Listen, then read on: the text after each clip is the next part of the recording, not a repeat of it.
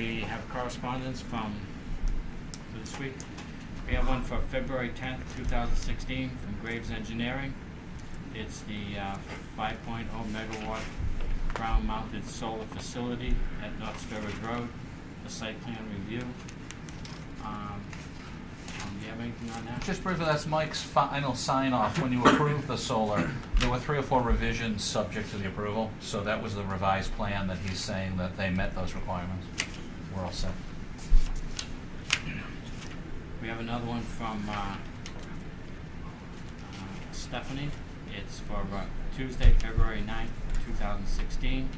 It's from the Mass DOT Highway Division of Public Safety, February 22nd.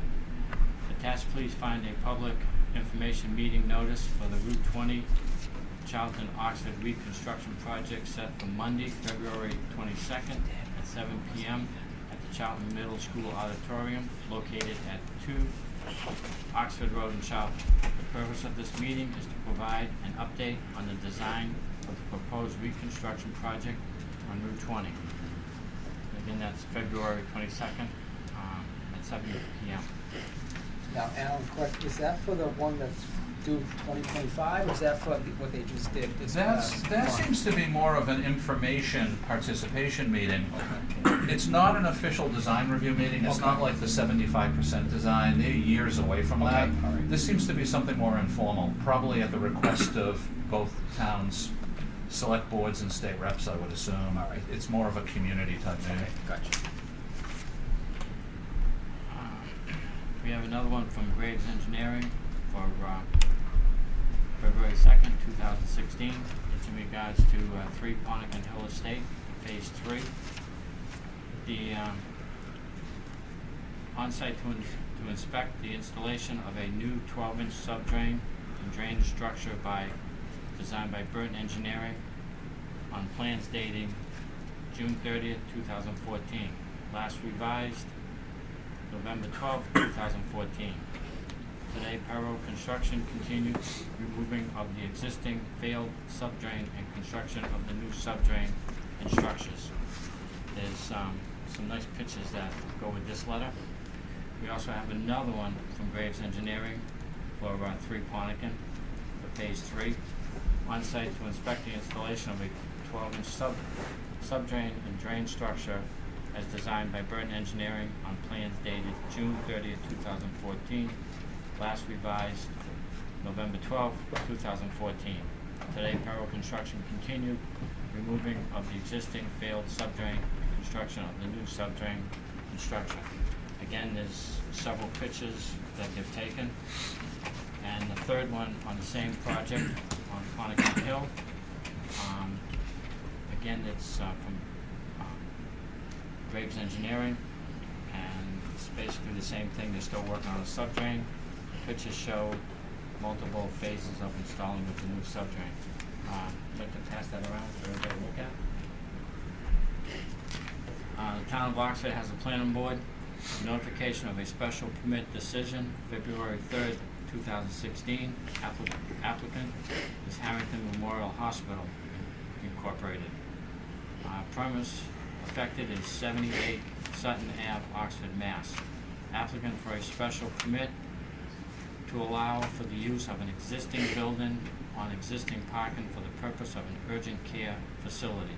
The planning board will hold a public hearing on the application on January 25th, 2016. The planning board granted a special permit and site plan approval. Town of Leicester Zoning Board of Appeals, this certificate of this decision on variance for February 3rd, 2016. Location of the project is 1 and 3 Paxton Street.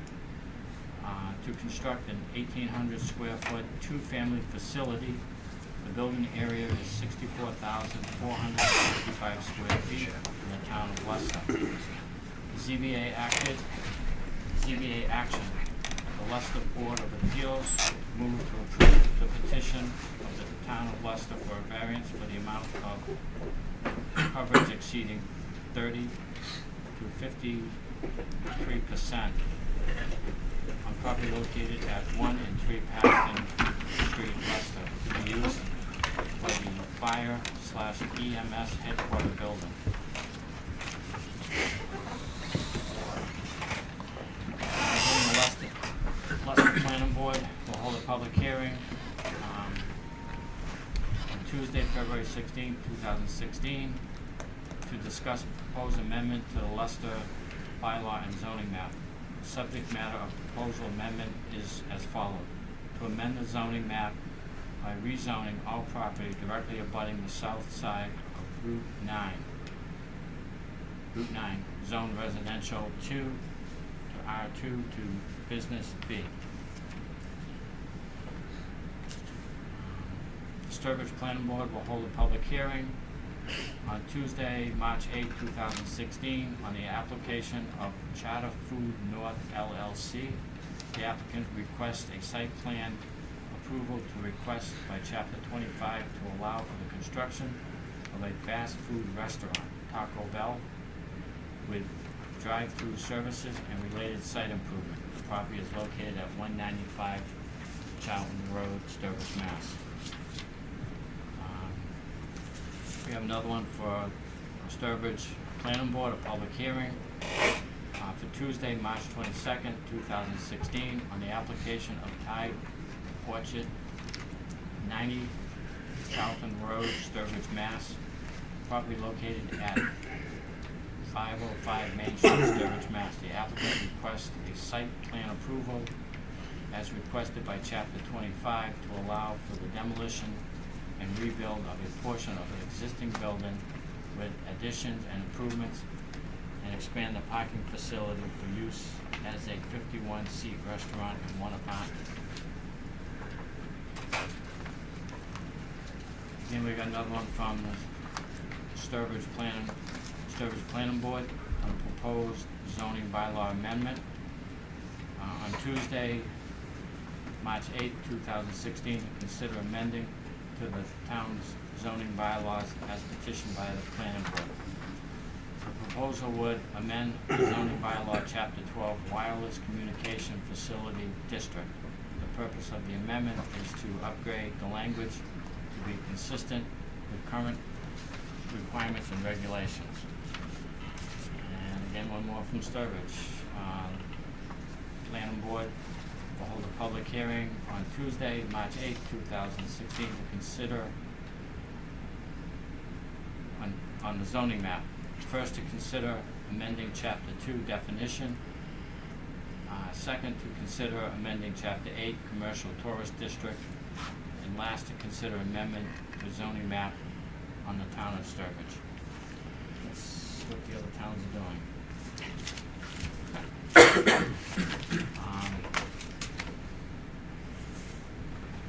We do have 7:15. Is there other guests here? Yes, Bill's here, we're all here for the project. Would you like to get into that? Sure. I'll summarize briefly and then turn it over to our consulting team, and also welcome John. Thank you for coming as Bay Path Superintendent. And just to refresh everyone's memory and to bring Pete into the loop, last year we applied for and received a grant from DHCD's PATH program. It's an affordable housing program, and it was a spin-off of our work in partnership with the Housing Authority.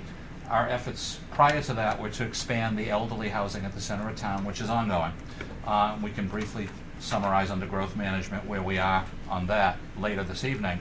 But they wanted to encourage us to also begin the planning process for eventual future family housing. And what they did is they gave us the grant to look at a site. And Housing Authority, Planning Board, we went to the Bay Path folks, met with John, met with his board, and they were very much in agreement that the large undeveloped parcel across the street that came out of previous studies with our consulting team as some possibilities would be a good focus. And the state really liked that in the grant application. So long story short, with some match funding from the Housing Authority and the Planning Board's budget and the grant combined, we hired the team of Scanlon Associates, Bill Scanlon, who's worked with us on many things over the years and knows our situation well. Graves Engineering, Mike Andrade, Vice President from Graves, who has been engineering consultant for the Planning Board, other wings of the town, and the Housing Authority. and they're in that first phase of about a 3-phase analysis, and they're ready to touch base tonight on what they've been looking at. And again, to summarize, we're looking to see if a portion of the site makes sense for some affordable housing, and if remainders of the site make sense for the school to use, possibly for athletic facilities. It's a hybrid type of project. The state likes the idea of that because that fits what we call smart growth mixed use, of looking at sites not just for one use, but rational combinations of things that can work in tandem. And that's part of the whole smart growth movement in Massachusetts that's encouraged by the state planning office. So with that summary and background, if I could turn it over to Mike and Bill of what they've been doing lately as a presentation and sharing, and I know we have great handouts, and if we can all have a conversation. And Matt, if you'd like to jump in at any time, feel free also. Okay, thank you.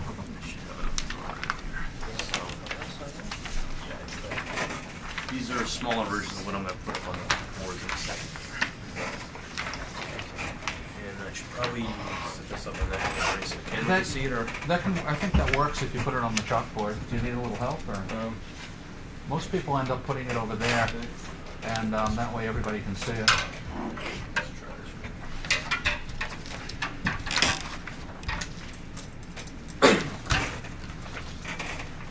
one. So, parcel that we're looking at here, so the first sheet that you have in front of you is a single piece of land almost directly across from the Bay Path School, which is further up the hill off the sheet here. This is that small, I guess it's a barn or structure that's down at the base of the hill, so it's almost across from that. It's a single piece of land. The entirety of the parcel doesn't even fit on this sheet. It goes further to the south this way. It's about 93 acres, a single parcel again. It's entirely undeveloped now and wooded. There are some encumbrances on the land. As you notice here, there's some significant wetland areas. This one begins at the an existing storm drain head wall. At this point, and that forms the head of that wetland that continues off to the west. There's two smaller wetlands that join beyond to the south that stretch up into the northern portion. There's a smaller isolated one here too. These were identified. We walked the site with Ecotech Inc., who's a wetland scientist out of Worcester. So we didn't officially flag them, but we kind of ballpark what we thought the edge of the wetlands would be, so we could have something to work off for what was developable land here. So we placed 100-foot buffer zones associated with those wetlands. You'll notice too on the property there's also a gas easement and electric easement further to the south. And currently there is the interim wellhead protection area for the school's wells that overlaps onto the property as well. I think that's about a 700-foot radius or something like that laps over the site.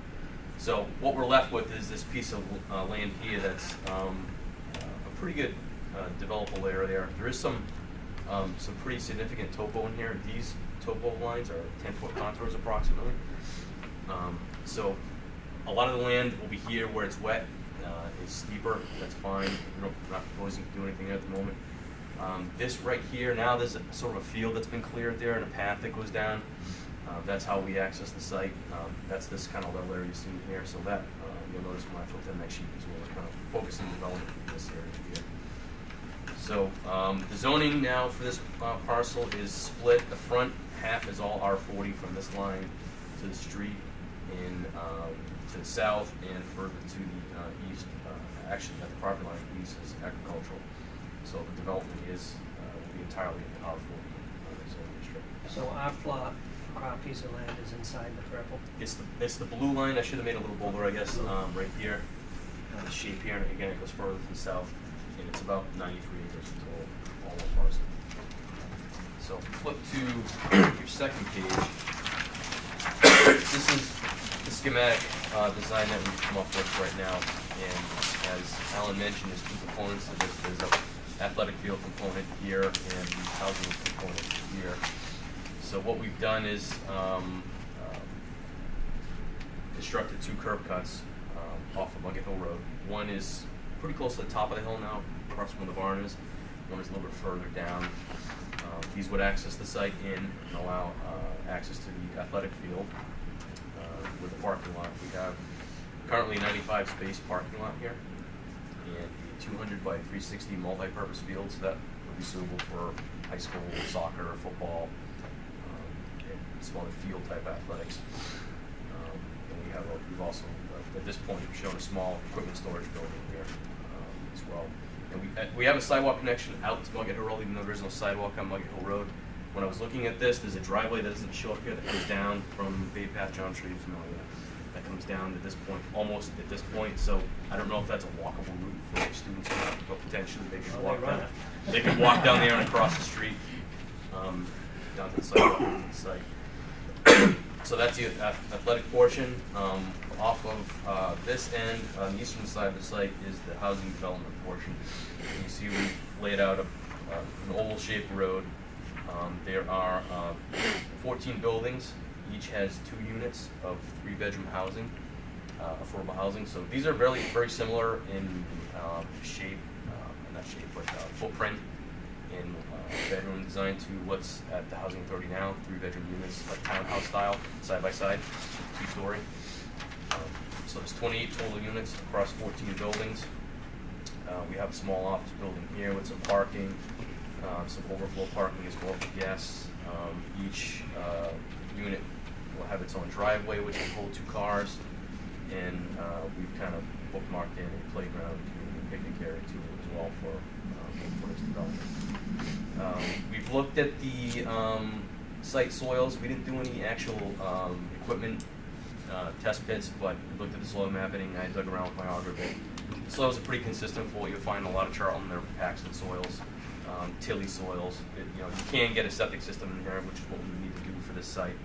There is no sewer available, so I've calculated a rough size for a leaching area here, which would septic leaching area would be in this part of the project. Stormwater would also be at the low ends, which are here as well. I'm just showing 3 bases at this point.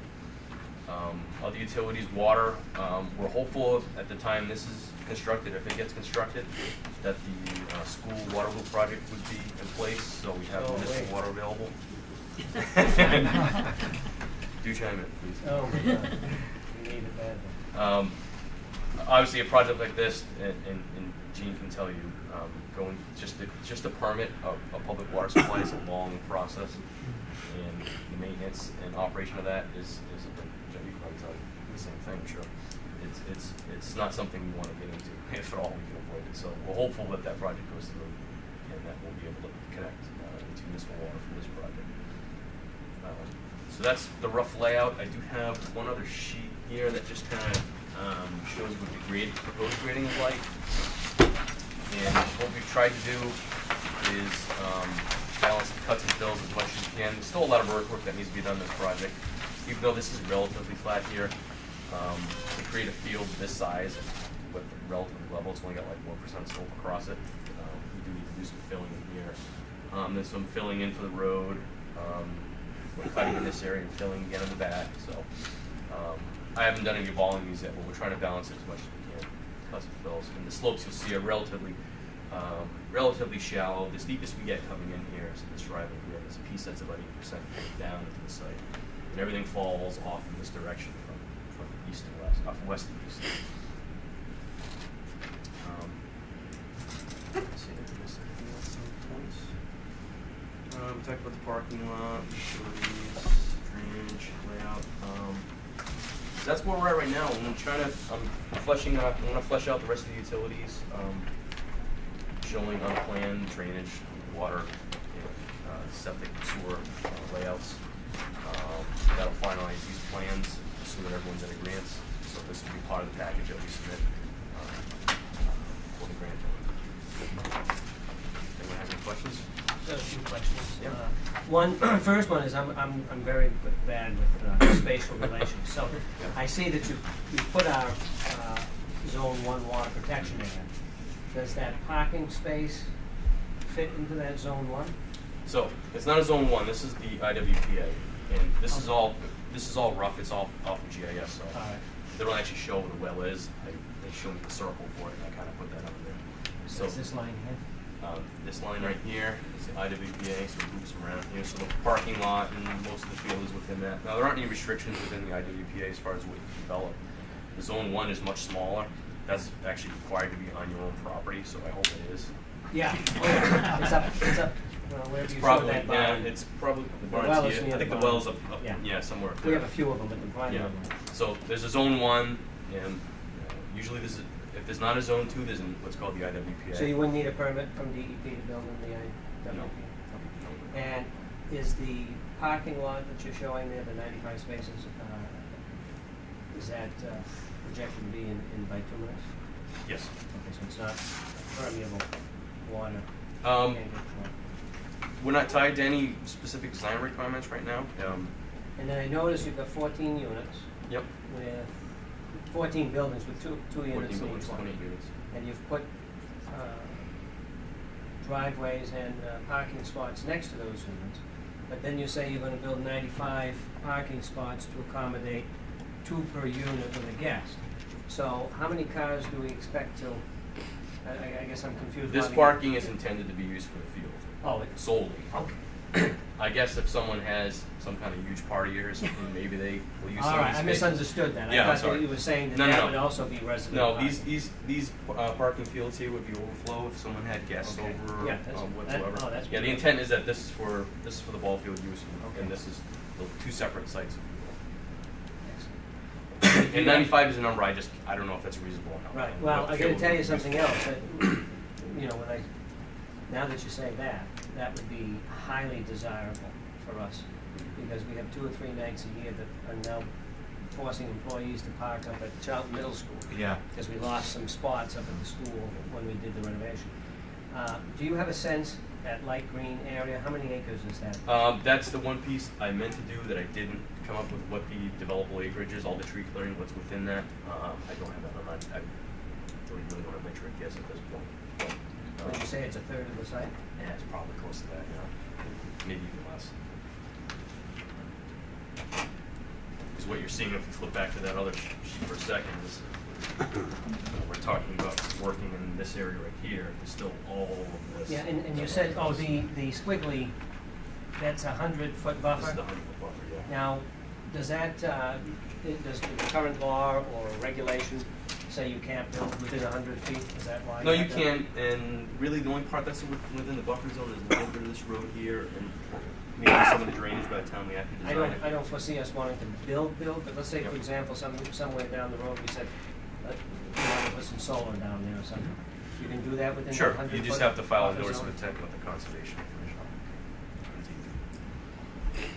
John, do you have a sense of what kind of field the school might need? Is that multi-purpose field sort of on the money, or do you have something specific in mind? I don't have the dimensions of, what we would probably, depending on, you know, as we get further down the road, I would love to see that, for example, to be a practice field, but then used for soccer primarily. And then, you know, certainly, we already allow residents and other groups to use the fields. But if we could put some soccer down there, it would relieve pressure from our fields up to the school. Because right now, both the primary football field as well as the softball fields are used for soccer games. And it just, I mean, the thing is, yeah. We've got Gale and Associates doing a study for us on the fields to see, you know, they're not gonna get a turf field at $1 million. So we've gotta see what we can do because it's all clay, it's terrible. But I would suggest, and the guy who will really have a lot of input will be Cliff Cloutier, if you know Cliff, the principal. He would have more, better ideas than I do. I'm smart enough to listen to the guys who know something. But I'm, off the top of my head, we would like to see that probably for soccer. I think that's what we were thinking too. We were taking a look at what you had. It seemed you had Baseball, enough baseball softball, fields. football. We lost a little bit of the practice field, but I would say that if that became the soccer field, that would be great. Yep. And I love the parking there too, because there's a shortage everywhere of parking in town.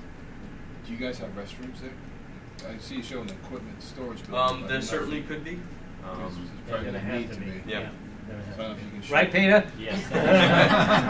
Not the temporary ones, with the permanent kind. Yeah, so we can certainly work that into this building. Some type of for concessions too, I mean, like a field house for concessions and bathrooms. Well, you know, to be honest with you, what we could what we could look at is the school building the building. And just that you design, or the town, or the project, whoever that is, designs the septic system, right? Correct. Right. So we can build something like that. That would be a great project for us. Yep. So I'm not worried about the structure, but I am worried about what Peter says, the bathrooms. Sure. Yeah, I'm not sure it's gonna be a real high use, but you can probably buy it into the same Oh, yeah, system. that's, yeah, no problem. The bathroom may not be high use, but I think you're gonna find that field is gonna be high use. Yeah. Because like I say, there's a need in town too for more fields. Let's- I know it's early in the thinking, but,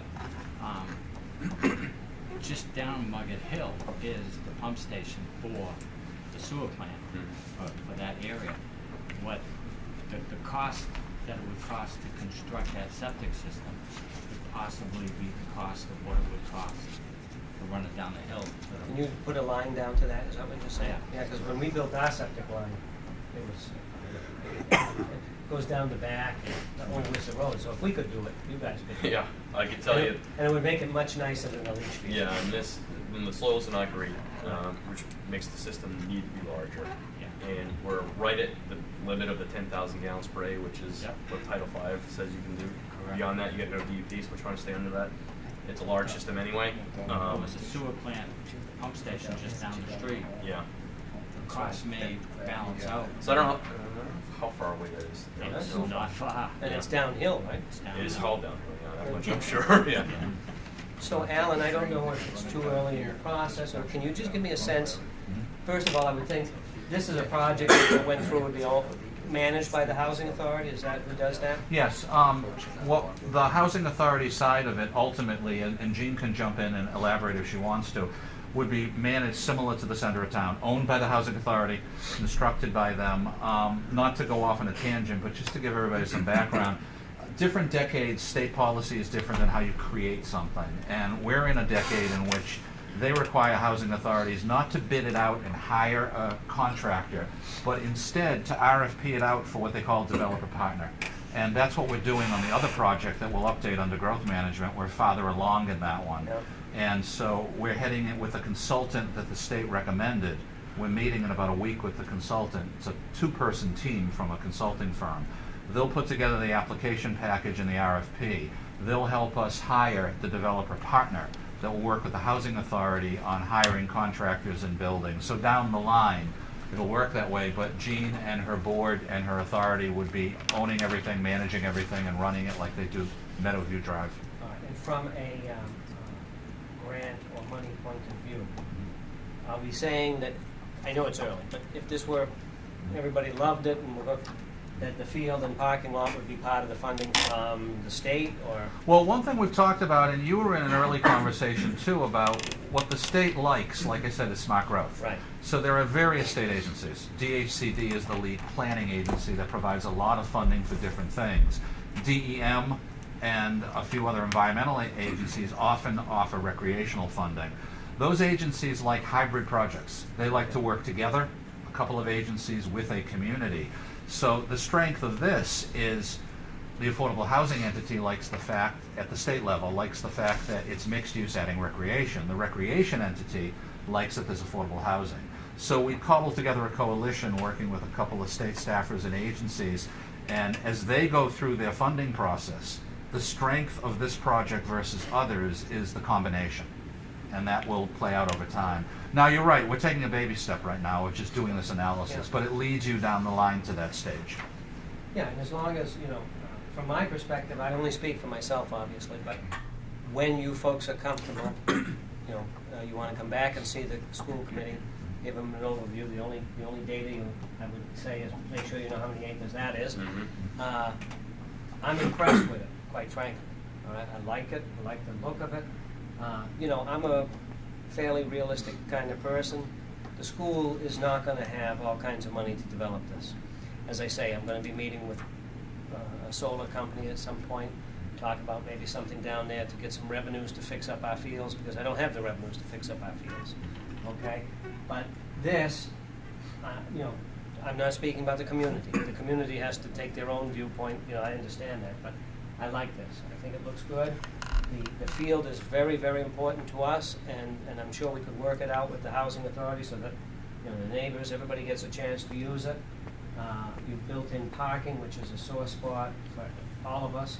and then you've put it in a corner of the parcel, so we can, if we do have other uses, it doesn't restrict us completely. So you certainly would get no opposition from me, and I think when the time is right and you determine that, if you come up and talk to the school committee, I think they'll keep an open mind to it as well. Great. Not to divert, but it is part of it. This is a few tasks out of an 8-task analysis, and what we're looking at tonight is our first meeting of a few meetings that focuses on this. If I can give Bill the opportunity to just give everybody a quick overview of what are the other pieces of this project that go along with this, and they all come together. Okay. So this is, I think, the major part of the study is to do the site analysis and come up with some conceptual design for a housing project there. And I think it's really amazing that the school would be willing to consider a housing project on part of its land and combined with a recreational component. I think it's a lot of needs in the town. So some of the other pieces would be to look at the current zoning. So now that we have a preliminary sketch of what the project might look at, I can look at your zoning bylaw and see how that fits into current zoning, and if it doesn't, whether we would need to apply for a comprehensive permit through the zoning board of appeals, and what sort of waivers from existing zoning we might need. The ZBA did grant the comprehensive permit for the Curve Meadowview project many years ago, so the precedent has been set, and I think since it would be somewhat of a town project, the ZBA would be supportive of it. We also want to look at some of the data and demographic statistics for the town, to look at some of the housing needs. From what I've been able to tell, the town has a lot of housing needs. You've got a lot of housing growth, a lot of upper end senior housing, but certainly there's a need for more affordable housing. The town has 1.7% of its housing stock on the subsidized housing inventory. Towns are required to have 10% of their housing stock meet the affordability standards that the state sets for us. So I think we want to look at how this project might help meet and contribute to the subsidized housing inventory. So I think that we have the choice of looking at both senior and family. I think the site lends itself more towards family housing, although you have need for senior housing as well. I think this particular site seems to make more sense from a family housing need. But if you have other thoughts about how this project should move forward in terms of who the tenants would be, whether these would be owner or rental, if it's going to be managed by the housing authority, then those of course would be rental owners, rental units, not owner units. So that I think would make sense as well. We have in the scope a component to do a public forum. So once we sort of get comfortable with this concept and we finish some of the data analysis, we can look at perhaps inviting the public into a planning board meeting and letting the folks comment on what they see, what they think about this plan.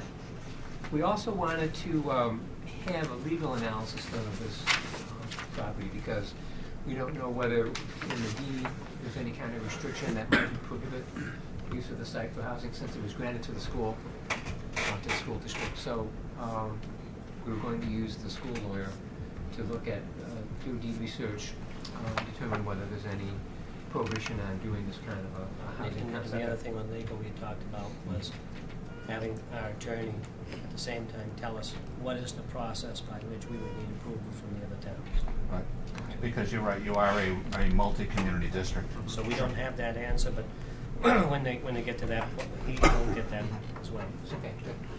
So once those pieces are done, we'll put together a report with recommendations submitted to both the planning board and the housing authority.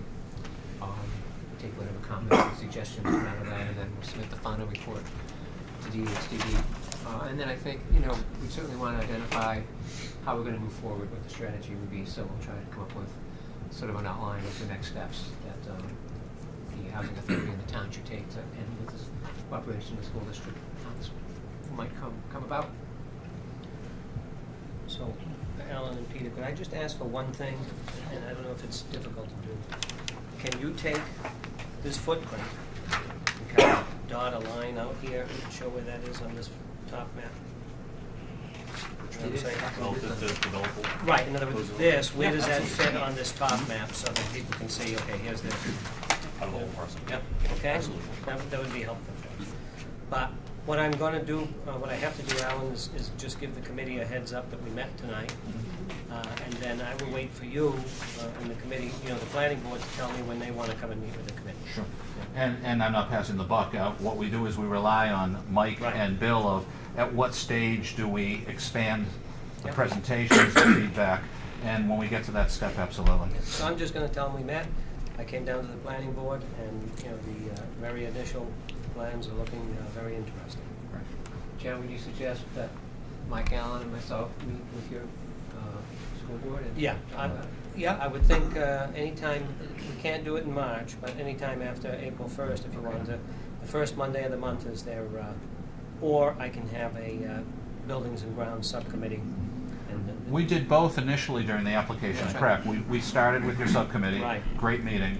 And then after that, you scheduled us before your full board, and there were a lot of people there, and it worked out very well. So we can go back to that format. Oh, that'd be great, because, the more in-depth questions would probably take place, at the subcommittee without the benefit of camera. And then the full committee, so if you want to do that, let's look sometime in April or May. And there were also representatives from the various towns on his board who had worked with both Graves and Scanlon Associates before. So they were familiar with the companies and the work, and that helped quite a bit. Gene, stepping aside from your planning board hat and putting on your housing authority hat, what do you think the housing authority would think of this particular concept? I'm totally impressed with it. Okay, I love it. so good. The only thing I would suggest or ask to make sure if you have enough parking, if you think you're gonna need more parking, now's the time to allow for it.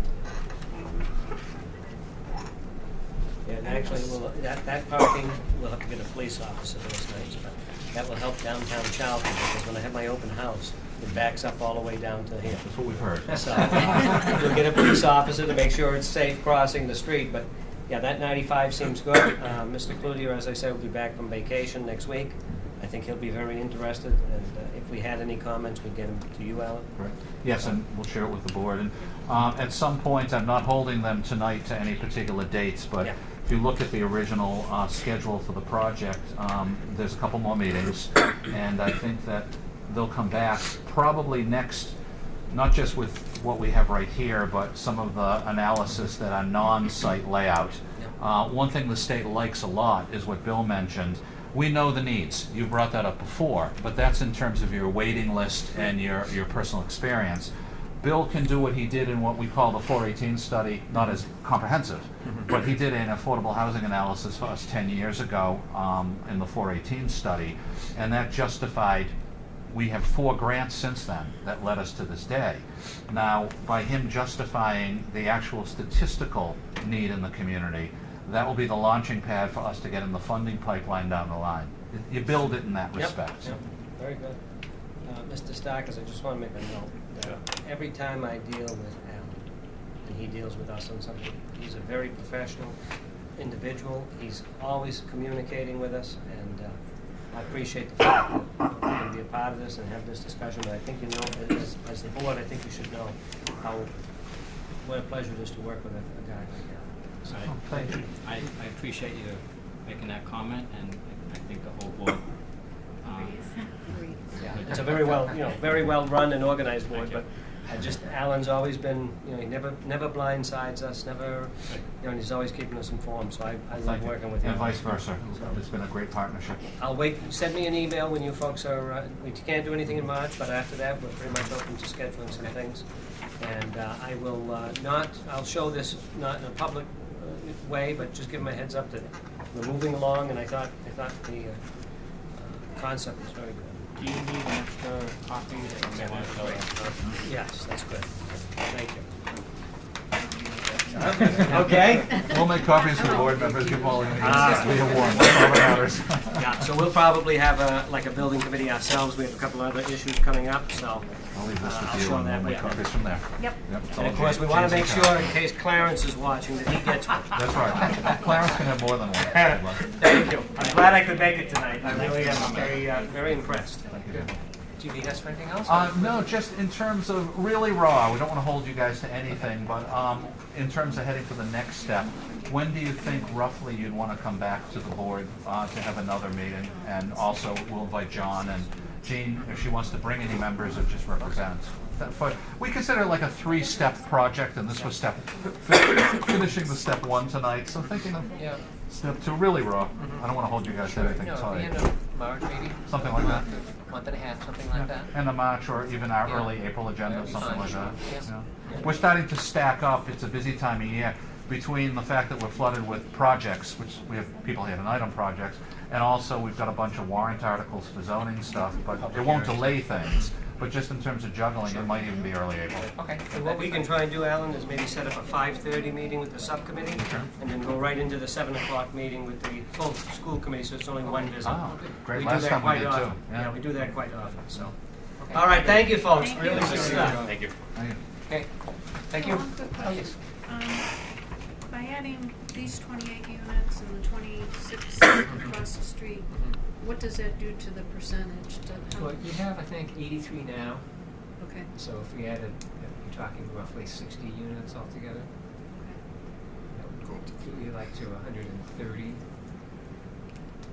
140, so you'd be... Percentage. Not that much. Another percent. We still maybe beat out another most towns in the 1.5%. state, that's the problem. I'd say about another 1.5%. Okay, that's what I was- So it's almost double. Right. Okay, Yeah, for both projects. that's how you spin it. You know it is. Your items are after this next item. Is there any chance you could stay for a few minutes about complete streets? We Sure. have that conversation? Yeah. Right. And then the other folks are on after that. Alright.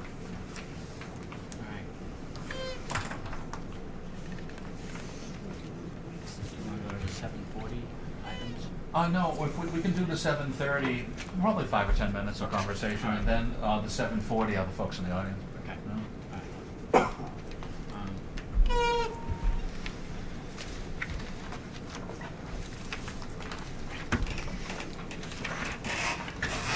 Pete, it's yours. One look. Now all the paper cuts. We'll catch you up with poundage. Bill and Mike were kind enough to stay for about a 5 or 10 minute discussion on Complete Streets Village implementation, that one item. And to refresh your memories, there's something about 30 states in America have at their state governments set up Complete Streets, and Massachusetts is finally getting into it, is adding Massachusetts programs. And the idea is to do smart growth design planning, again, mixed use, planning for vehicular, for bikes, for pedestrian, and sidewalks and crosswalks and everything. So Bill and I both recently went through this DOT certification workshop because it's a brand new program. And we've talked about it on the agenda before. And what you have from the last meeting, and I just gave Pete Boria one, is the PowerPoints from that meeting. Make a long story short, it's a brand new grant program. There isn't that much money statewide. It sounds like a lot. For 2 years, they're going to offer about $6.5 million statewide for sidewalk construction through this. Each year. Yes, Right. good point, yeah. And it's a $40 million bond bill, but they're initially releasing about $13 million. One thing they clarified very clearly is it's only for construction. So they walked us through a certification process to become certified as a complete street community, then you would apply. We're a little ahead of the game in that they kind of even used Charlton's Village Center as an example at this District 3 thing. They would even give a community money to do a study first, but we've already done the study. Our village study leaps us that far ahead. The biggest issue and why I've asked them to stay for a few minutes of brainstorming is, again, there's no design money, and you have to design in order for them to give you money. So I brought it up at a department head meeting last month, just letting people know as we went around the table, and Robin Craver suggested that maybe the planning board would want to make a brief, probably a few sentence or one paragraph request to the selectmen and FinCom to update the 5-year capital improvement plan to add a line item for sidewalk design money for the village center. And then we would work with our engineering consultant on in specific locations in the village center plan that recommends we need sidewalks, Mike could calculate some estimates of design cost. I like the fact that we're a little ahead of the game on certification, and we can continue certification in the short term as part of my staff workload to you. But I certainly won't recommend, and DOT will not recommend, we actually apply for money until we actually have secured design money locally. But we can parallel pieces of that and see if we can progress it. Mike, just to let you know, when Carl was at our last meeting, because he works for Quinn Engineering, we asked, you know, what do you think sidewalks cost in the center? And he said, there's no way to just say that. Right. You have to look and see if they're simple here and there. But I guess if we want to take some steps into this the way we've talked before tonight, we would definitely want to, A, vote this evening, just have the, under the chairman's signature, a letter requesting design element to get into the town's capital plan, and B, seeing if we look at specific locations, and maybe Mike can just real raw ballpark some ideas that we would be able to answer the question from anybody in other wings of government related to the capital improvement plan of what does design cost, so to speak. So that's kind of where we are on the whole Complete Streets effort. It would be nice to be able to say, well, in the next month or two, let's apply for some construction money. But A, the state doesn't let you. First, we need to continue on the certification effort. And B, we have to parallel, like I said, within internal government, if we can get design money. If we can't, we might as well pull the plug. But I appreciate the recommendation that was made about, well, why don't you try the route of the capital plan, see what happens. Under this program, communities can apply for $400,000 of construction money. So that won't go that far, but if you're just working in the town center, for example, it could go a fairly long way in terms of making improvements to the streets, or to add bicycle lanes and markings. Maybe if there's some significant pedestrian hazards, you can improve those through bump outs or other sorts of pedestrian amenities. You can make the sidewalks handicap accessible by adding curb ramps, and as Alan mentioned, add sidewalks to connect the major destinations in the area.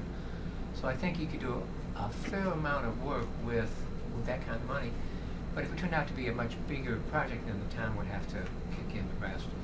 There is no match per se required, unless the cost of the project exceeds the $400,000. Then you have to come up with some town money for that, or match it with your Chapter 90 money or something of that sort.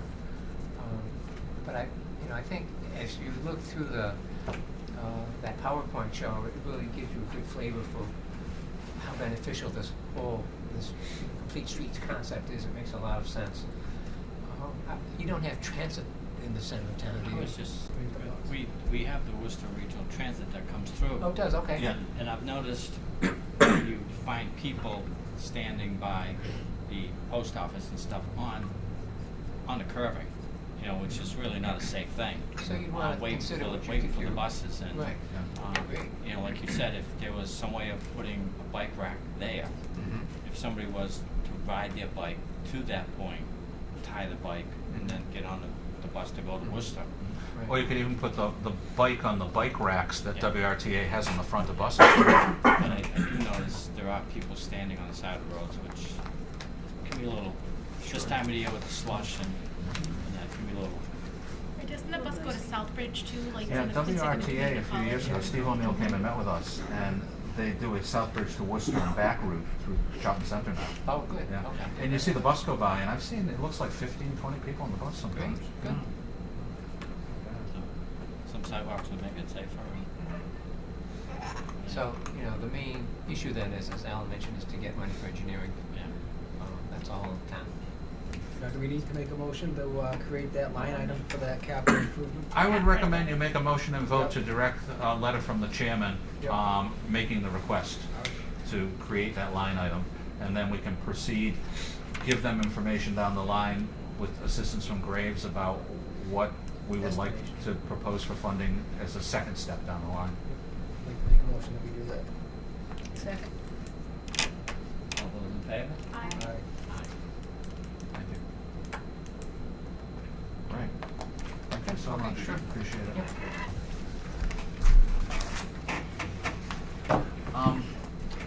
Can you stay for 30 seconds? Yeah. On the next item? I'm just looking at what's next, yeah, maybe Right there. Thank you.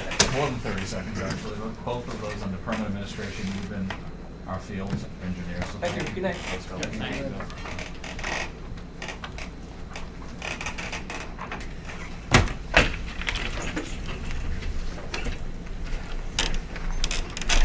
Skip, I know you're interested in 0 Point. Do you want to move up or? I don't know what's going on. That's what we're- I'm in the dark on this one. Bring it to the light. I'll briefly summarize, and then Mike can add anything, and I know that Skip is the property owner. As you know, we approved last year for 0 Point Engineering at Skip's 53 Depot Road solar project, the design, and we were concerned at the time about steepness of the driveway, but they did a design that met things. Then they ran into field issues, and we've talked about this before, I'm just briefly summarizing. And it led to 0 Point hiring an engineer that had more experience with this type of steepness, Civil Tech. And what they did is they came up with a revision, a field revision on the steepness. And Mike reviewed it. As you know, he's requested 11 changes. Copy back to Skip.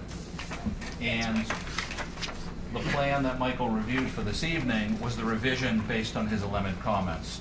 And 10 of the 11 are all set. The second one is all set in terms of retaining walls, but I'll let Mike summarize in a minute what he's referring to get some further information on that as we move forward. So I know Skip has been concerned as the landowner about what's been happening with the driveway and such, and what this is an engineering revision requested by our engineer here to solve the issues that they've been dealing with. They've changed contractors out there. They brought in Civil Tech Engineering. Stuart Clark is excellent. He's the guy who put together this revised plan. I'll put it on the table right in front of the board. This is the actual driveway revision plan that Mike has reviewed, and his memo summarizes that he's fine with the revisions, acceptable. I don't know if you want to add anything initially or just answer any questions. Yeah, I mean, just basically what they've run into is, if anyone's been by the site, you can see it from the street. There's a pretty substantial cut through here. And again, in Charlton, anytime you cut in the ground, you've got groundwater, and they had a real issue with that in creating problems with the driveway instability. So there was reports too that the previous contractor either didn't put the right gravel or not enough in the existing road. So that's all going to be reconstructed. They're adding another subdrain and swale on the south side of the driveway from here on up, a couple catch basins, and where there was just a riprap swale before, there'll now be a subdrain below that swale, which will tie into the existing catch basin in the street. So the hope is that that'll help the groundwater issue and stabilize that driveway so that they can be able to get up it. And as part of this proposal, there was a small retaining wall in this corner before. They're now proposing to change the configuration of that a little bit longer, and then one on the other side too. And my understanding is that these are short walls, like smaller than 4 feet, just to help with some of the slopes on the side. Does a small wall like that require a type of a fence on top of it? That was a comment I had. If it was, I think if the reveal is 4 feet or more, or something like that, Yeah. that requires a building permit and a safety fence. The response was that they'll be less than that.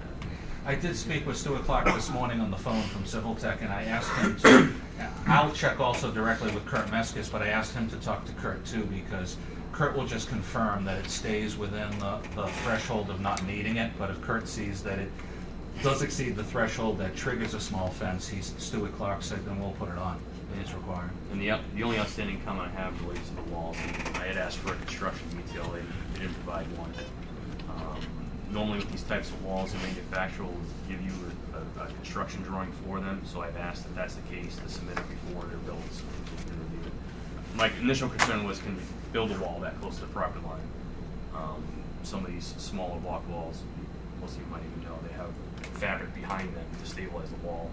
Their response was, these are larger blocks, gravity wall, which don't require that, so they can work closer to the property line without having to encroach on people's property. But nevertheless, I wanted to see the drawings for the construction of those walls. That's the outstanding comments that they provided us. before the build. And it's still just a steep going up. Still just, yep, not changing the grade. Still, Fire still department 15% or hasn't had an something. issue with the grades in that yet? They've tried to get up there. I mean, that we've, Just driving by, it looks better. yeah, this is the 15% maximum grade is a grade we've been kind of holding all these projects to. Is that's the maximum that a fire truck can really can get up safely. And that's what this one's designed at. Isn't proposed to change. And they did review it during the site plan public hearing process. You know, one thing I'd like to say is, when they first started that, with our regular, before the change in grade had to be done, I had a sewer line that goes all the way up there.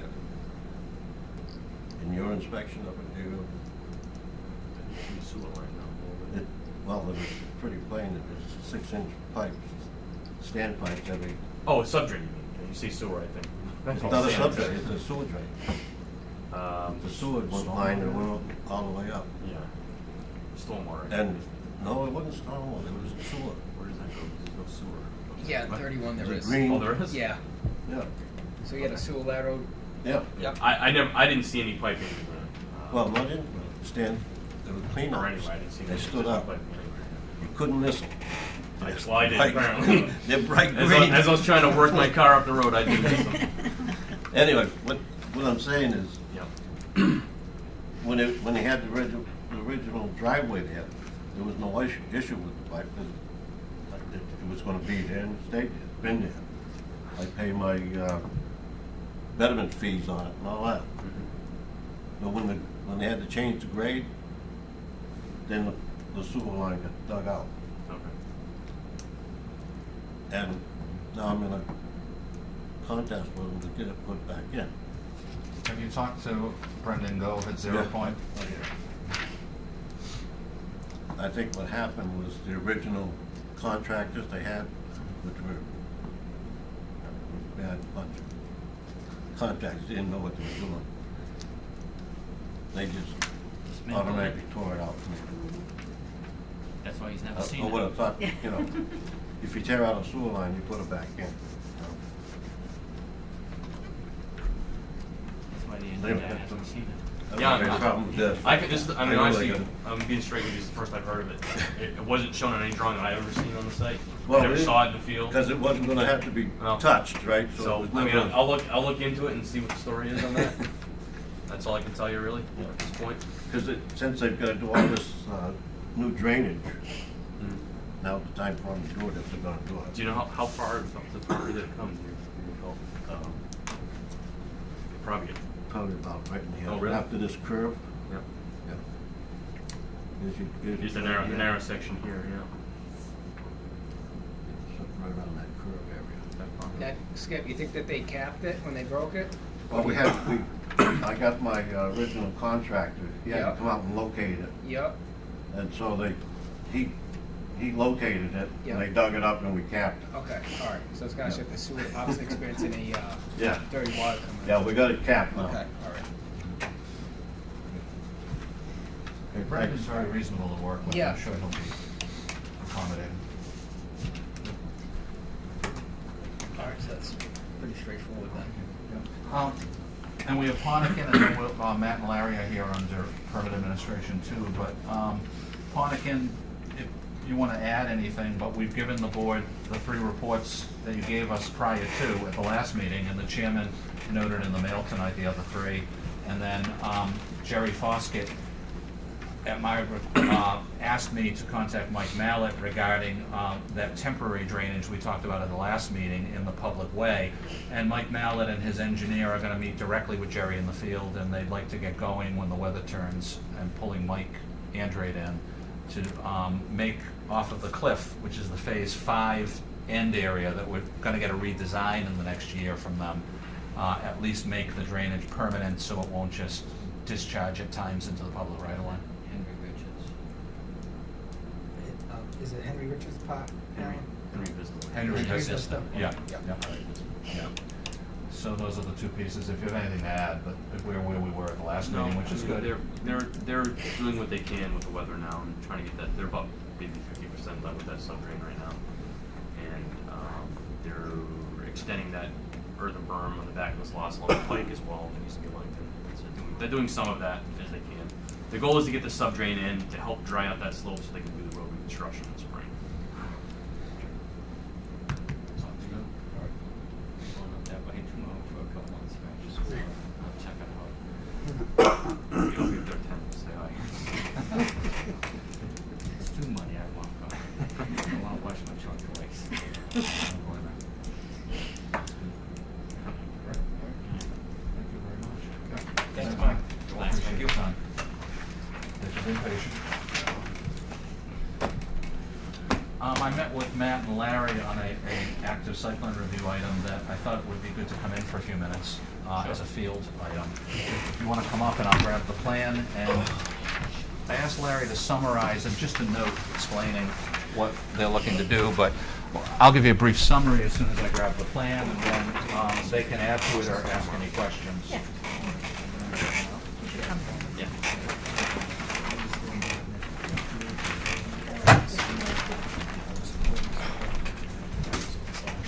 And, Would you like me to read this, or do you want to? I can explain it, and then if you need to, but I've got a second plan too, but let's just start with the 2008 site plan review for Larry's site. The second plan I have is the solar plan with Griffin Realty LLC if you need to compare. But to keep it simple, as you know, it's a mixed-use industrial site, and back in 2008, this was a site plan that the planning board approved for Larry to allow him to do some metal and recycling area and an area for aggregate crushing, processing, and all of that, which is defined in the actual site plan approval. He did everything according to our requirements to get up and running, received a certificate of operation. And what they came to see me on that I feel very strongly does not trigger a public hearing. It's more of a field adjustment, and that's why we're here tonight. And I'll let them describe it in a minute, but Matt would like to lease the area that is for aggregate processing. And it's just changing one material versus another. The key is, what would trigger a public hearing if they were redesigning the physical layout of the site. They're sticking within the bounds of the berm they put in for all of that, but instead of Larry doing it for his material as the owner, he's leasing the area. If I can now give you guys a few minutes to describe specifically what you will be doing, and then the board can ask questions. But I see this as a field adjustment, and just for the board's information, I really don't see anything that we've discussed, unless you propose something differently, that is different, that would trigger a requirement to revise through a public hearing. And I'd be glad to recommend that out of tonight's discussion, I draft a letter for the chairman commenting, confirming that based on what we said, the specifics of it are a field adjustment to put to the file. But that said, of what we're talking about, I think Matt described very well in our working meeting during the day of what you're proposing. So, You want me to show them the area first? I know the area, I can, whatever you want to do. Okay, good. So basically, we're talking about where the XL property is up there, where XL is. So somewhere in this general area is a gate that comes through. And as you go into the gate, XL's over in this corner. Straight ahead, as it comes right through this general area, and it's within this berm, and it cuts right here. This is basically a honeycomb concrete structure right here, and there's some stormwater management right here, and that's basically the cutoff line. So there's an existing road right here. What I'd like to do in this area is same thing that Larry's doing. I want to be able to manufacture primarily stumps. I want to be able to take the stumps in, manufacture them, reprocess them, store them. Same with any, firewood or anything. I'm just trying to have this area where it's, truck friendly and everything that way. So that's pretty much what I want to be able to do there. So the addition I think that we're looking for is in the process to include wood on the application. What do we need? I don't think we need, it's under aggregate. yeah, That's what the planning board approved September 2nd, 2008, what was applied for and the planning board approved as the site plan under the zoning was to conduct crushing, processing, manufacturing activities of sand, stone, gravel, loam, and aggregates. Aggregates covers any type of processing such as the wood. the key that would trigger a change from the site plan design of the planning board is if they were proposing a different location. You're just shifting from having the property owner doing it with his business to a tenant's. Changing business ownership, changing tenancy doesn't trigger site plan. Changing the land use activity triggers it. But the activity is covered under that overall statement. You're just going from one material to another. I think the planning board would just qualify any confirmation of the field adjustment as that does not mean that you may not trigger some, whether or not you trigger like a DEP permit or something, or Conservation Commission. But in terms of the site plan review, it's just note to file that it shifted from the landowner doing it to the tenant in his wood processing company. Because when he brings the stumps in, he's still gonna have to, shake the dirt, walk, so all this stuff out. But that's all gonna have to be screened, and whether we crush this or not is a different story. And then I'll just take the, stumps and process them. So it's all, it's still manufacturing processing, but he's doing aggregate instead of the loam sand gravel, so, which we feel covered, it's all covered with that initial site plan that we had done. So you'd be finding a way to take stumps and grind them up into shreds. Everything's in the same location that he did all our processing. It's just gonna be stumps instead of, as well as, I shouldn't say instead of, because he's still gonna have to do the same stuff that I did, but he's gonna be doing stumps as well. It's gonna, name-wise be like a recycling center or disposal for the stumps. We come in, we process them, it all gets recycled, so. I've also spoken with the CMG Environment. They're doing the current stormwater management for this facility, and ran it by him and everything, and he thinks it's a great idea. One, it's less intrusive than what's already happening next door with that, as well as now there's another tenant where I would be responsible for the stormwater swales and whatnot on my side, and he feels though it would just it would be better for the overall land use with myself being in there. Now you're just leasing. Do you grind? Yeah, basically what I do is crush and Crush. screen. Okay. Basically, You're probably doing some of the same. Exactly. Yeah. So it's just a continuance of It's what's good- already it's going on, continuous, but so it's what- different. Right. different What's gonna be uses. better about it is, with the stormwater Same owner. management that I have, I'm not up here all the time. Yeah. And that's gonna be here every day. So the problem is that we have like 5 outfalls. So Excel has 2 of their outfalls, and Matt's gonna have 3 outfalls. He'll be there to maintain it, which is actually better for the stormwater than what I can do, because I'm not up there all the time. I'm only up there, every now and again, where he has business to do with it. So basically doing the same stuff, just adding wood to it versus doing everything else with it. So. Now, how does this impact solar? Solar is way up. Can I grab the solar Yes, plan so you yep, can show the board? absolutely. Thank you. That was the second plan we have. Yep. Actually, and there's a second piece. Yeah, there's another piece of solar going right here, solar going right here, and then off. This highlights with some magic markers, and the yellow are the 2 solar arrays. Yep. If you can show the board how it. So this is, laid out. the road that comes in is right in this area. Okay. So this is the solar, the big part that's going is 2.5 megawatts Yep. going right here, and then there's 0.3 megawatts going right here. You have an easement. Yep, and the roadway's like, it's right here, so right in this area. So Matt's gonna be taking basically this area right here. Okay. Actually, it's not quite that far. Yeah, it's not all the way. to It's the on the side. other side of the river. It's within the berm Right. tree line area, so. It's all on the side. 'Cause we got probably, I'm assuming from the little stream that's over there, probably up 150, I don't know how far it is exactly, I'm not an engineer, but from there to the solar, so he's 100 and something feet from the stream this way, where it's all, it's already open, it's already been processing, we've been processing there for, I don't know, since 80, something like that, 80 something, so. Do you think you're gonna have to go before conservation at all? No, because it's all pre-existing. Okay. It's everything that we've already been, we've already, we came to the board, no wait, if the approval's already been done, all this stuff. This is pavement the whole way through. Oh, it is? Oh, yeah. Oh, okay.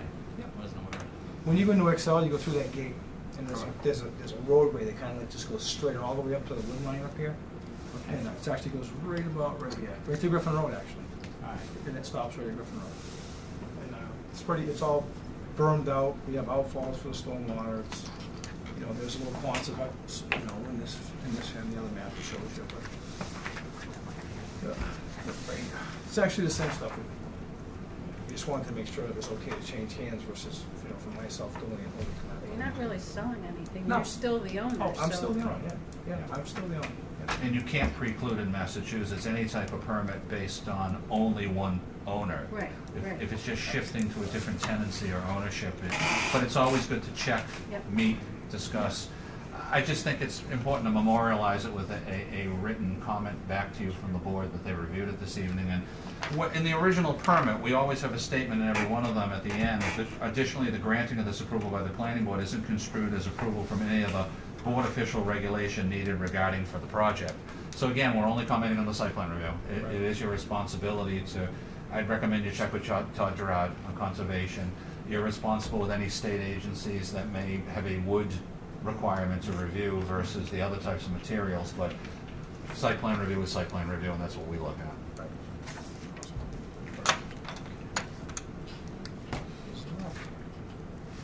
Any other discussion from the board? You want So- that in the motion? So we, I'd like to get a motion made to, just trying to figure out how to word it, that to allow wood? Well, what I would do is, Draft a letter. I would make a motion to memorialize a letter to the applicant or the permit holder, and for our file, that you reviewed it this evening, and that you're confirming that the details of the proposal to lease to Mr. Gagner for the wood processing does not trigger a requirement to come back and hold another formal site plan review. It's just changing one business within the parameters of the original approval to another. That's all it is. So moved. Second. Can I make one comment real quick? When I wrote the letter, I wrote PCK Realty, because that's the landowner, and actually the permit is in my name. Can I keep a copy? Just to be safe. All right, do we have a motion to accept it? Yeah. Where's that on this? Right here, see how the permit's in my name? When I wrote the letter, I wrote it under PCK Realty, which is the... The site plan review is under PCK Realty. You're saying that I should do it differently? or- No, that's okay. Okay. That's all right. I just want to make sure we're on this, it goes to the right Oh, okay. person. That's all. Okay. Can we do Yep, all in favor? all in favor? Aye. Excellent. Thank you very much. Thank you.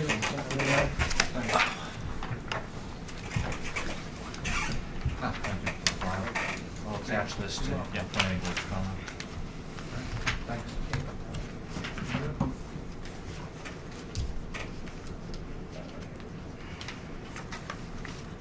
We passed at 7:40, 7:55, but who's counting? We'll catch up. Do you have anything for the 2015 annual planning board report out? Yes, you received in your packet the final draft, and like I've done in the past, it's a final draft according to the format that you set a few years back for your annual report for calendar year 2015, and I've attached the EDC one because I prepare it for the EDC, and you assign me to staff at EDC. So, and plus, you work jointly with the EDC on many things, so you're not approving the EDC one, you're just approving the planning board one. It's due next week. We can either sign off tonight, or if you want any changes, Jane and I would be glad to make them, or if you have any questions. I just want to point out again that we follow a specific format that you guys set a few years ago, so comparisons can be made year to year on ups and downs. The one comment I want to make is we get busier every year these days. It's not a political statement, it's a technical, factual statement. And you'll notice that revenues have really gone up. I just want to make a few points. If you flip in toward the back of it, there's a footnote on the bottom that of the second to last page. Two things I wanted to point out.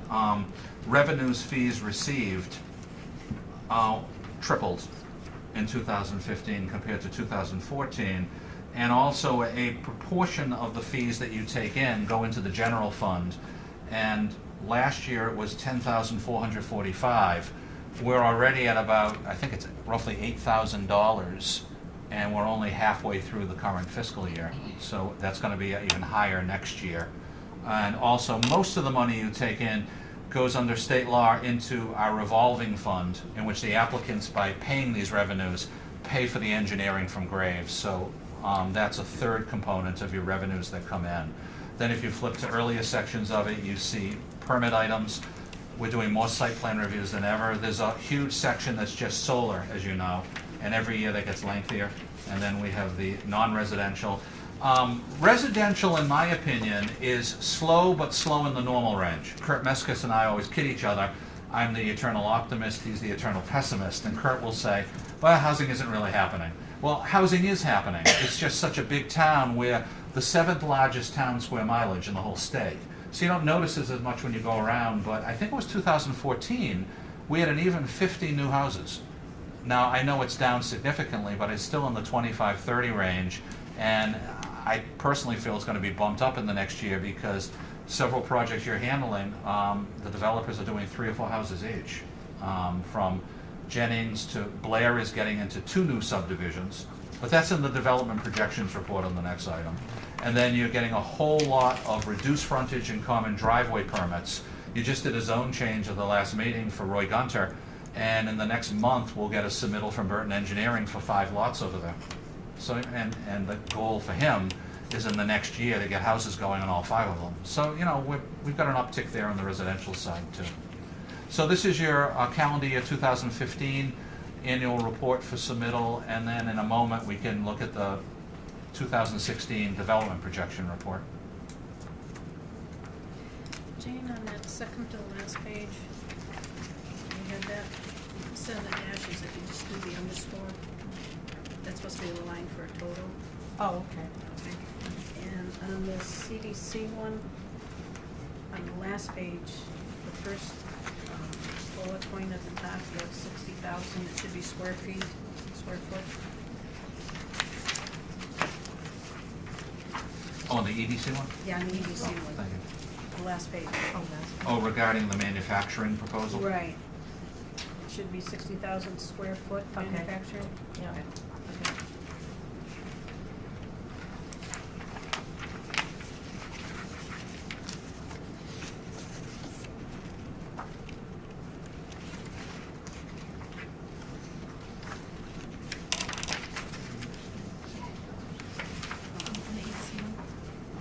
The last page. It's the other. Take this copy if you'd like.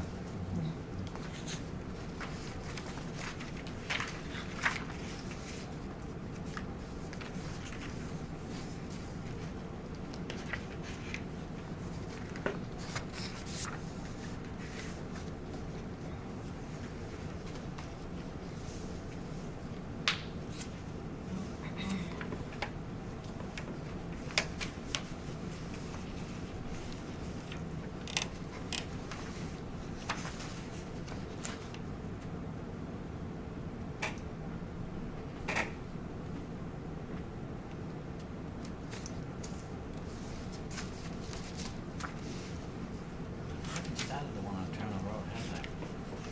No, that's the only solar project. You approved it, and we don't know what's going on. It's a Connecticut company. And I have a few thoughts, but I don't know, I can't confirm it. But they could apply for their building permit tomorrow if they wish. All the others are in the pipeline. I have a spreadsheet for you. Jane spreadsheeted separately, and I shared it with Kurt Meskis the other day, and we'll give it to you and update it like we do other spreadsheets. We've approved 15 of them so far. We've had 19 applications. One of them, Berry Corner Road, was withdrawn, if you remember, and 3 of them were revision applications that did trigger extra hearings. But so far, 15 projects, and we have 3 more coming up next month that are scheduled for your hearings. So if you include the 3 new ones, we've got 18, and there's a handful more. There's a lot of 3-phase line in this town.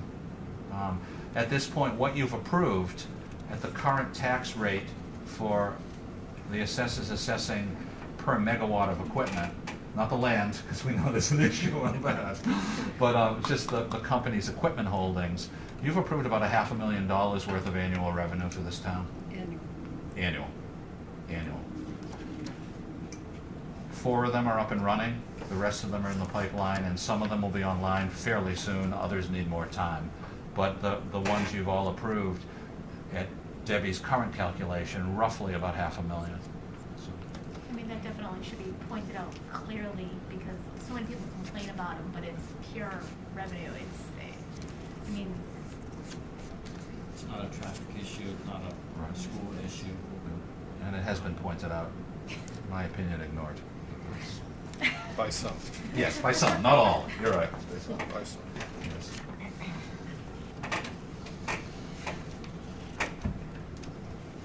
You had a chance to read the draft. Oh, yeah, I read. That's fine. Yeah, fine. So we're just gonna make a motion for the 2015 planning board annual report. The economic will do their own. Yes, they've already taken care of it, yep. The chairman has me write it every year and submit it on their behalf, which I did. Written it, I'll Yeah. submit it at the same time I submit yours.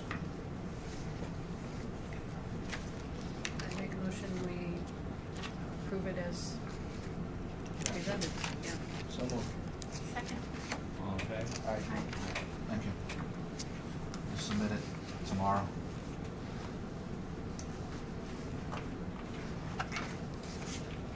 One for each. This wasn't in your packet, I worked on it right up to the meeting. This is a memo I provide, so it's in final form, from me to you. You review it, and when you're comfortable with it, you do a cover letter from the chairman to other boards of interest in town. This is the annual development projections for the upcoming year. I lay out for you what I'm aware of after talking with applicants of what's coming up. And it's heavier than ever. The past 3 or 4 years after the 2008 downturn, and about 1 year that was less than previous years, we've increased every year from about 2009, 2010, and this is more detailed than ever. What you've done in the past is you do a cover letter from the planning board attaching this to select board, town administrator, finance committee, assessors. And they have it for their information, and if Debbie or anyone wants to do some calculations for revenue projections. This last year, the second half of 2015, the town treasurer brought in, I think it was Moody's from Wall Street, and he does that perennially, like every couple of years on the bond rating. And at one of the EDC meetings regarding last year's, Robin Craver mentioned second half of 2015, the Moody's people for last year's report were astounded, she used the word flabbergasted, of how much development was happening here, and that gave them a good picture for positive outlook on the bond rating. There are no surprises as board members. Everything in this you're aware of. It just totally puts it all in one list. It starts with the non-residential development, and then it goes into residential, details of specific projects. I'll qualify just a few comments. A few projects aren't that specific in terms of owner or location at the request of the applicants. We don't disclose certain details. If a project hasn't been applied for yet, they may have competition within their own industry or their business, or they may be still negotiating something with the landowner on conditions, but it's enough to give an idea of something that is specifically happening. Second of all, you never know what else pops up during the year. There are things that popped up in the past year that weren't in last year's report. This is just what we know of.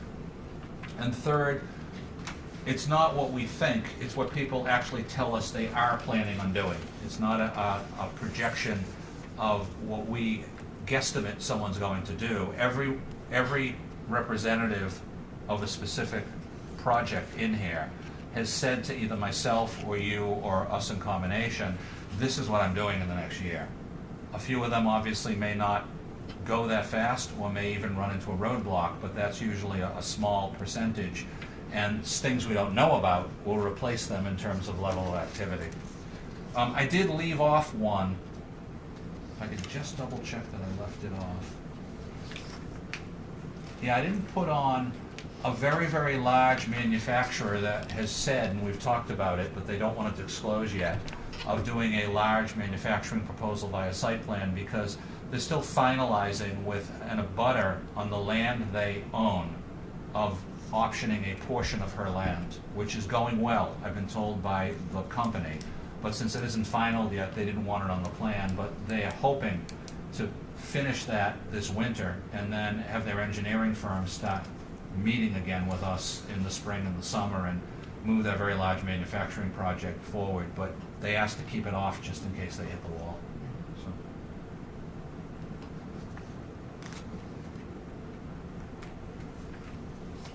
Is this a plan that you want to present to somebody later on, or? If you want to down the line, I mean, we had a budget meeting last year with Finance Committee during the routine budget review, and you provided last year's, I mean, the chairman and Ross made a presentation. Yep. If you want to use it, if that type of meeting happens during the budget review this year.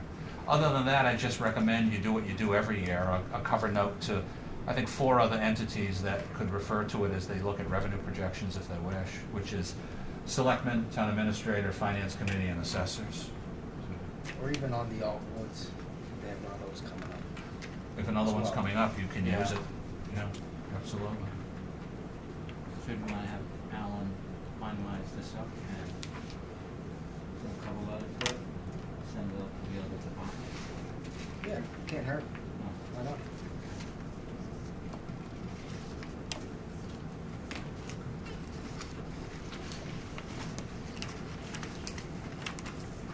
Now let's find a way to keep this. Keep what? Keep this so I don't lose it in 6 months. Get you another one for that. If we have another on-board meeting. Get your fresh copy. Yeah, we should. There's always more meetings. I'm sure you have, there's always more meetings.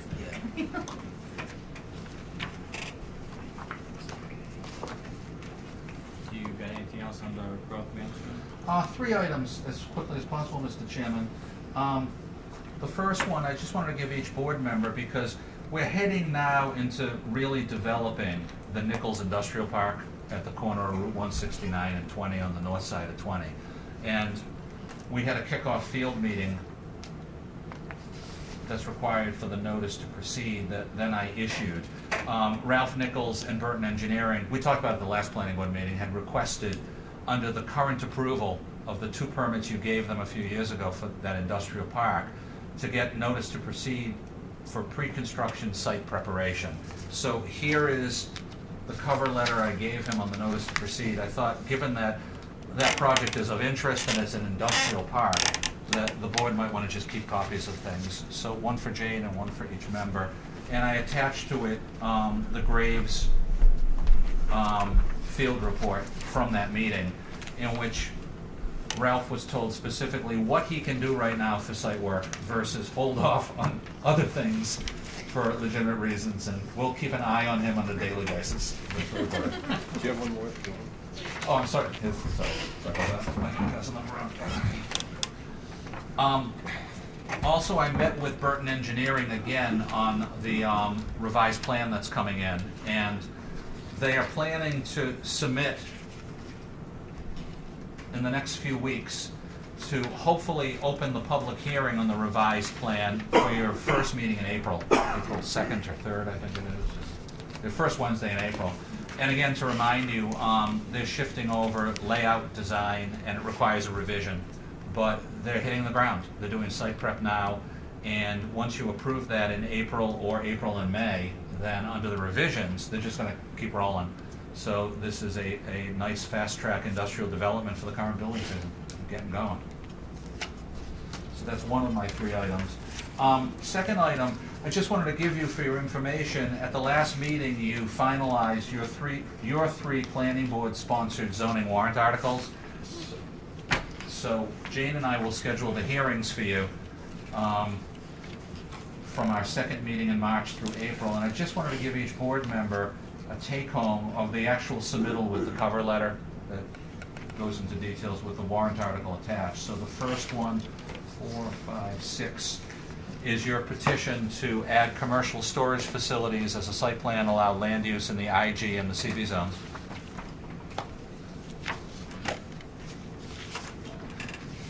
The second one is your article, oh, that was co-sponsored with EDC. Second one is also co-sponsored with EDC.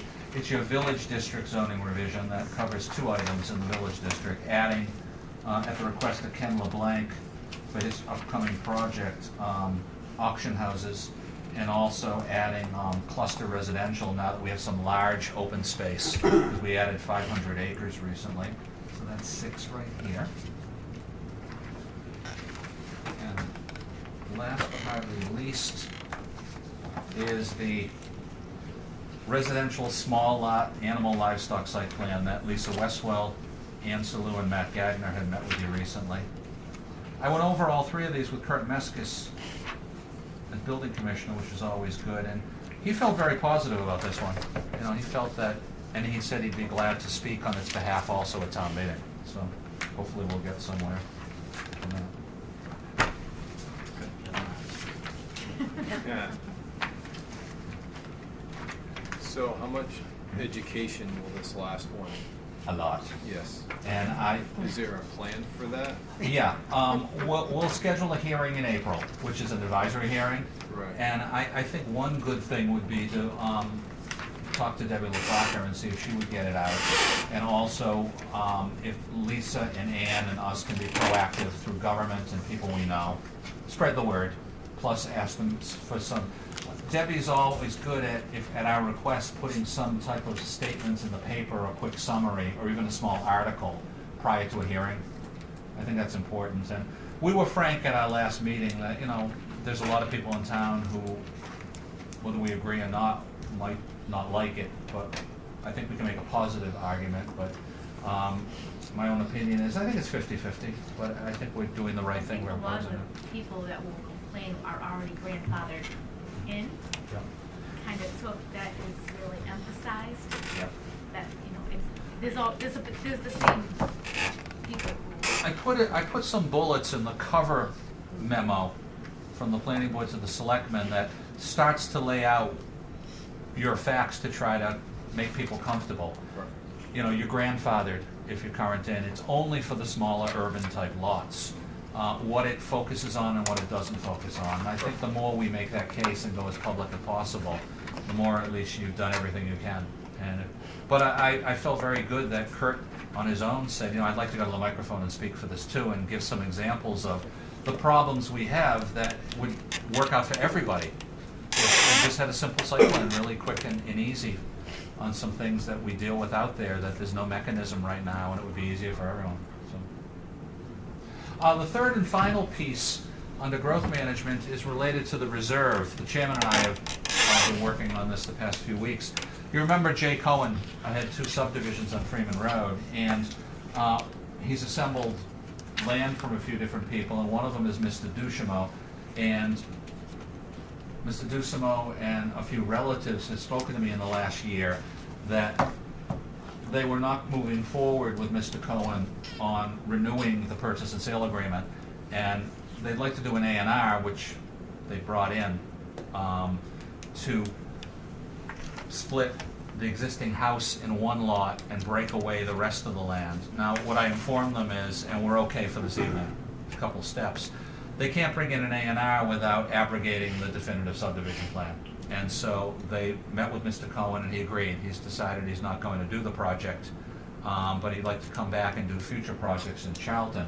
So what we have tonight is first a request from Jay Cohen in writing to ask the board to rescind the approval for both projects. You don't need a hearing for that. At the written request of a board of a subdivision, owner of an approved definitive subdivision under state subdivision law, as long as you receive a written request, and you did it with Thaddeus Skoda, if you remember, in the past couple of years, you can vote to rescind the approval at the request of the owner of the subdivision without prejudice. And he's requested that for the Reserve West, the Reserve East. Secondly, after you process that this evening, we have the A&R that you can then legally sign for the Duchamo family, and they can move forward on other options for the property. Okay, so we have a letter from J. Cohen, the subject notice to rescind the approval for the definitive subdivision on Freeman Road, Charlton, Mass. Please consider this my formal request to rescind the definitive approval of the Freeman Road subdivision plan. We are no longer considering the building out of the Freeman Road project. We would like to thank the Charlton Planning Board for their cooperation in this decision. So do I have a motion at this time to accept this letter as read? So moved. Second. All in favor? Aye. Aye. Thank you. Well, I can get you the A&R. Did that cover both east and west? That's a good point. You really should make two motions because they're two separate subdivisions he submitted at the same time. So you could do, the first motion could be the east, and the second one, if you make a second vote for the west, that would be good for the record. Thank you. That's a very good point. I didn't realize there was two sides to the road. Yeah. So you say motion for the west. For the west. Yep. Alright. Great, thank you. Now, for the Duchamont parcel only, Rick Parra put together the A&R, and it's Lot 1 and Lot 2 are the current property. It was the subdivision, and now they want to split it into two, now that the subdivision is abrogated this evening. Lot 1 is 10.8 acres with a house, which is 119 Freeman Road, and Lot 2 is 51.83 acres undeveloped. And Rick Parra told me when I met with them that way they split it in two, and they'll pursue other development options as time goes by with Lot 2, and Lot 1 has 10.8 acres just to keep it separate now. So the house lot, and then there's the barns down back. Yes. Things don't line up. A little busy. Yeah, actually, you're right, the Mylar, yeah, there's almost double vision. Sorry about that. Is this road frontage gonna be adequate? Yes. To get down in here? Yes, yeah. These are considered wetlands? There's some wetland in there, yes, and it's not part of our review, but he just put it for information purposes, and it's approximate. Okay. But it gives a rough indication that if anybody's interested in the property in the future, they can look at the A&R just to get a rough idea, and then get an engineer in there. So it goes this way, and then that way? Yes. But for the purpose of an A&R, there's obviously more than, it's an agricultural A, there's more than 60,000 square feet. And they've got the 175 feet of frontage for each lot, a little more for lot 2. Then he did a blow up of the front of 119 with the 10 acres just to show you the driveway layout. Get a better visual for just the front with the house and the front yard.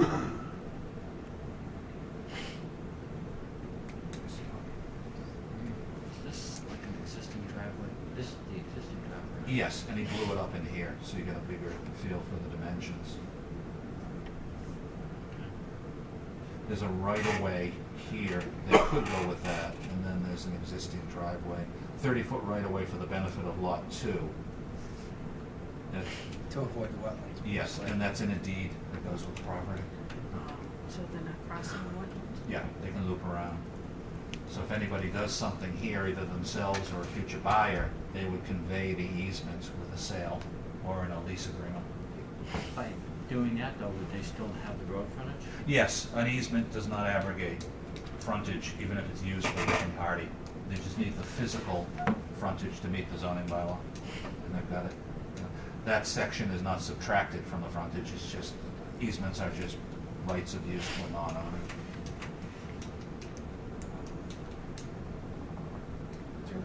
Yeah, some of these are The very whole different. rest of it is the 51? Yes, 51.8 is the That rest of over it. there? Yeah. Oh, yeah, yeah, it's zigzags all around. He's come in a few times in the past year heading toward this and saying that, you know, maybe he'd find somebody else who wants it because the J. Cohen project was just going nowhere after the 2008 turnaround.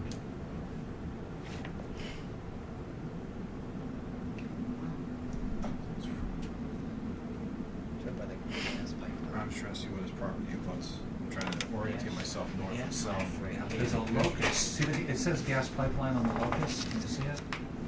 Pull it to you if you want. Just try to not. You should roll that one up. Just using that one.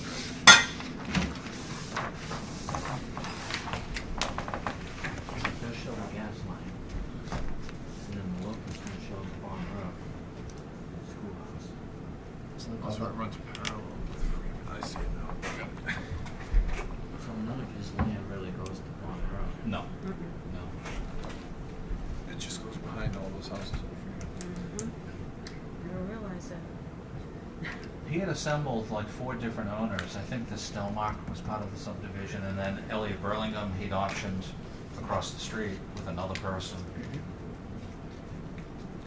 It's a big project. He went through the full MEPA review too. I mean, he spent a lot of funding. You know, like he has deep pockets, you know, and investors with him. He'll be back. He says he still wants to develop in Charlton. It's just this one didn't pan out.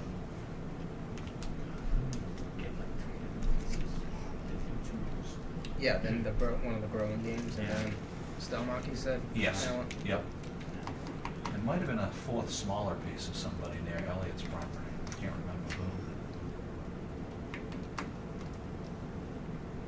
So those other properties then just, Yeah, that all of was them. part of it? He didn't continue with the options on any of them. They all expired. Yeah. Any other questions about the A&R? I'd like to make a motion that we agree. again, All in favor? Aye. Is that backwards? You sign the Mylar? Yeah. Yeah. A Mylar on one sheet. As alternate, Side. no, alternate laws are weird in Massachusetts, State Zoning Act. A ZBA alternate can sign a vote on anything. A planning board alternate can participate as a full member on non-permit. On permit, you can participate, but in terms of voting and signing, only special permits. There are attempts by the mass planning directors, we'd like to change that because obviously it makes no sense. But that's how they wrote it in the 1990s when they adopted it. But we have plenty of special permits. Yeah. But, you know.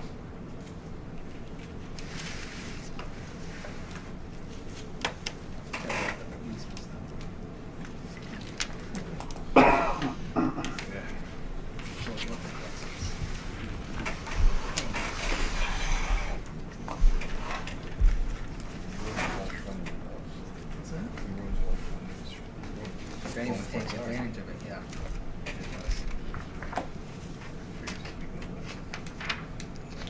You date it, Jane? You want to date it?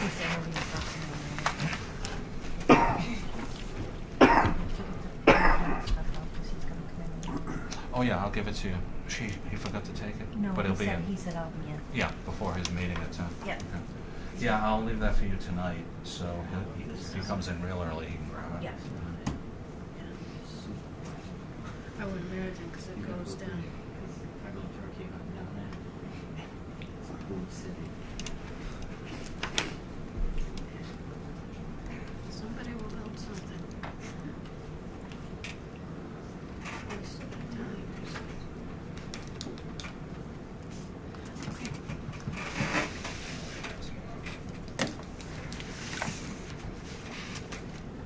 Alan, anything else with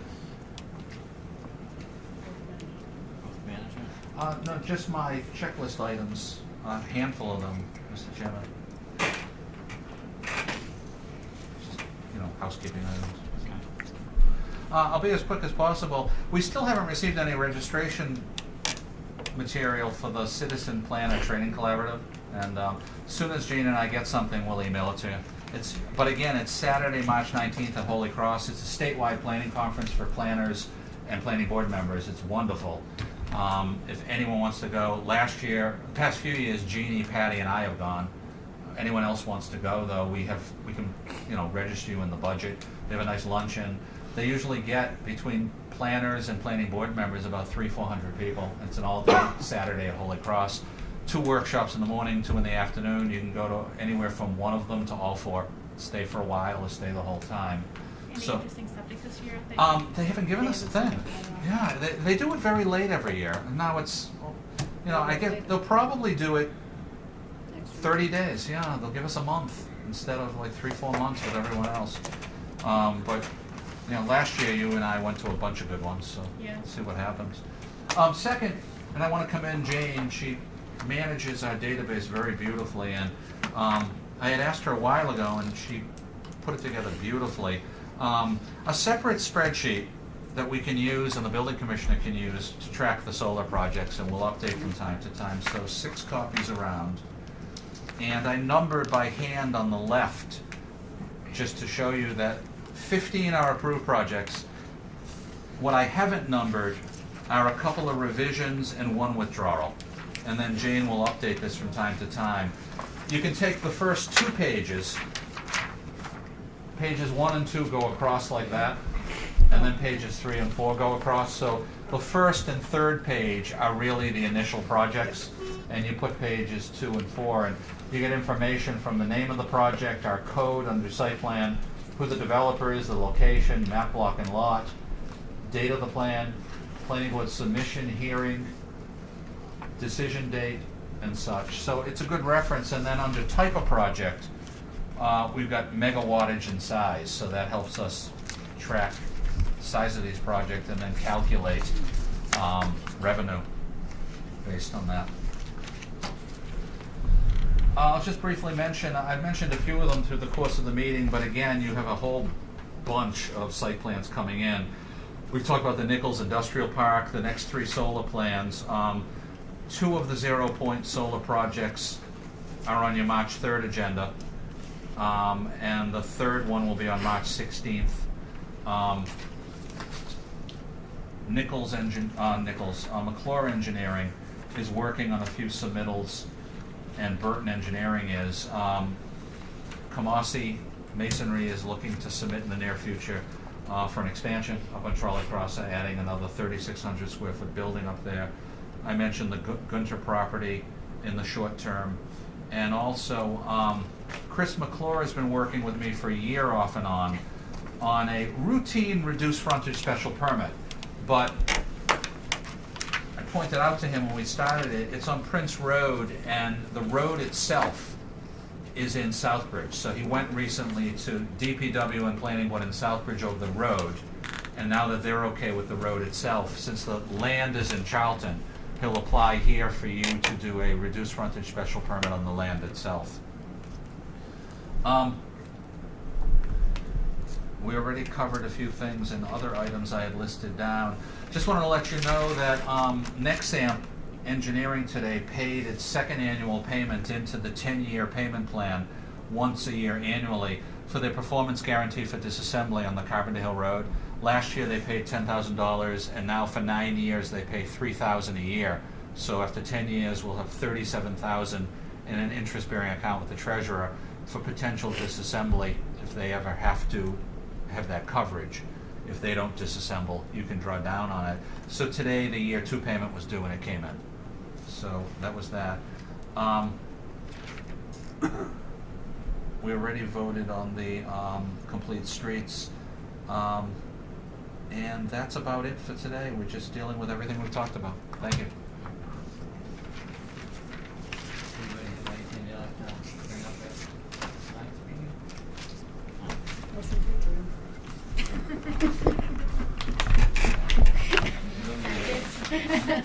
Can I vote on that? Sure. Anything non-permit, you Aye. permit construction, which is weird. Mass Planning Directors was